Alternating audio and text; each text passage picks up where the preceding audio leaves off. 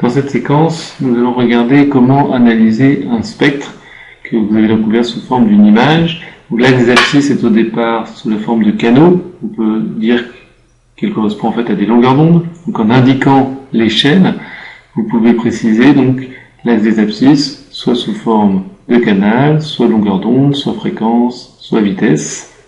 La vitesse correspondant par exemple à des spectres radio. Donc ici on reprend une échelle en longueur d'onde qui est en nanomètres automatiquement. Donc pour analyser votre spectre, vous pouvez par exemple faire la liste de toutes les valeurs en fonction des coordonnées en abscisse. Donc pour ça il suffit de cliquer sur liste. Vous pouvez ensuite sélectionner toutes ces valeurs pour les copier dans un autre fichier, un tableur par exemple, pour les analyser à part. Vous pouvez également les copier dans un outil de s'agit. Donc vous allez dans Analyse outils, approximation de courbe. Vous remplacez donc les valeurs présentes par les valeurs que vous avez copiées. Donc vous les collez avec CTRL V. Et ensuite, vous demandez d'ajuster ces valeurs-là par soit une ligne droite, soit un polynôme du second, troisième degré, une fonction exponentielle, etc. Lorsque vous faites ça, apparaît un nouvel écran qui vous montre votre ajustement. L'écran log, lui, vous montre les paramètres de la fonction que vous avez ajustée.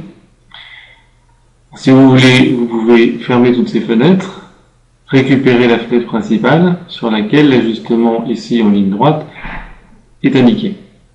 Donc il correspond ici à peu près aux régions non absorbées du spectre. Ensuite, vous pouvez vouloir par exemple regarder la position des minimums des raies. Donc pour ça, vous zoomez en appuyant sur le clic droit pour zoomer et le clic gauche pour dézoomer. Donc ici, on essaie de se concentrer sur la première raie. Les valeurs des positions X et Y sont indiquées en bas de l'écran, en bas de la fenêtre du tracé. Donc là, on peut zoomer un maximum pour trouver exactement le pixel correspondant au minimum et dézoomer pour revenir à la fenêtre complète. Si on veut être plus précis, on peut faire une sélection, a priori rectangulaire, autour de la raie qui nous intéresse. Une fois que vous avez fait cette sélection, vous n'allez garder que cette partie de l'image, donc dans édition rogner. Et si on fait à nouveau liste, on obtient les positions X et Y correspondant uniquement à cette sélection. Donc en cherchant le minimum Y, vous trouverez très précisément le minimum de la raie.